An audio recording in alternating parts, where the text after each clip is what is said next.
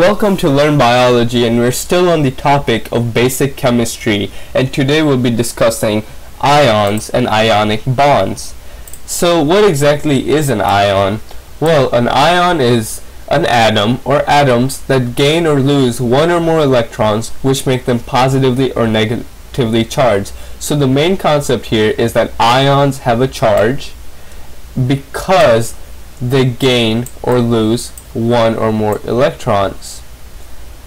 So what exactly makes a stable element or atom gain or lose one or more electrons? Well, there's some basic properties of elements that we must understand. First of all, these are the noble gases. The noble gases are inert, meaning they do not react with any other element because they are completely stable. Elements or atoms have a nucleus, like we've discussed earlier, and they have shells with electrons orbiting around. Now, the noble gases have this outer shell that is completely full, and that is what every element tries to achieve. They try to achieve an outer shell which is completely full. So helium, neon, argon, krypton, xenon, and so on have 8 electrons in its outer shell. So here we have 1, 2, 3, 4, 5, 6, 7, and 8. Now, other elements here, these are the transition metals, and these are very complicated, so usually we don't deal with this. But the other elements here, like this group right here, has 1 electron in the outer shell. This has 2. These have 3, 4, 5, 6, 7.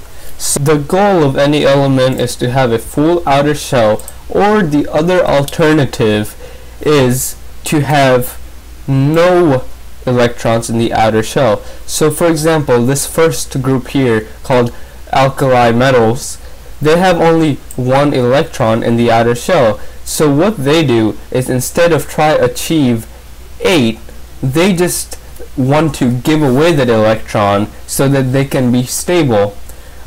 Here's a good example that we can use. Here we have sodium and chlorine. In its natural state, sodium has 11 protons, 11 electrons, and 1 electron in its outer shell. See that 1 electron. Chlorine in its normal state has 17 protons, 17 electrons, and out of the 17 electrons, 7 electrons are in the outer shell. So chlorine wants to gain 1 more electron so that it can become stable. On the other hand, sodium here wants to give away this 1 electron so that it can become stable. So what happens when sodium and chlorine are close to one another? A chemical reaction occurs in which chlorine pulls this 1 electron in the outer shell into its outer shell, making it stable. Sodium also becomes stable because it gives away this outer electron. But with this, what happens, the sodium now has 10 electrons, and now the chlorine has 18 electrons. So protons have a plus charge, electrons have a minus charge. So since there is 1 more minus charge than a plus charge, now chlorine is Cl negative.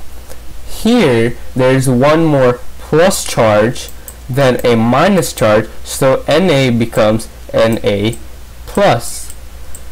So this is how ions form when they're striving to complete their outer shell or get rid of their outer electron.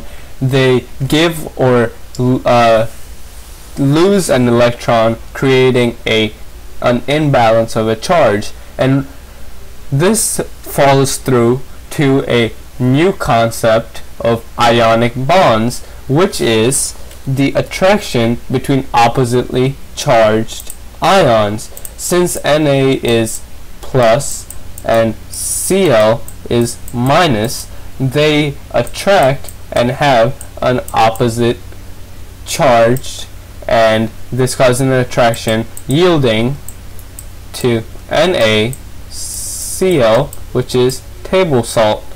And now this part here, metal and a non-metal, usually ionic bonds are between non-metal and metal. So if we go back here to the periodic table, the ending point between a metal and a non-metal is here. There's this thing called a metalloid, and so these are metals, metal, and these are non-metals. So these attract, so you will never find an ionic bond between N and O. This is a different type of bond we'll discuss. So ionic bonds will always be between a metal and a non-metal and oppositely charged ions. So thank you for watching Learn Biology, and next time we'll be discussing covalent bonds. Thank you.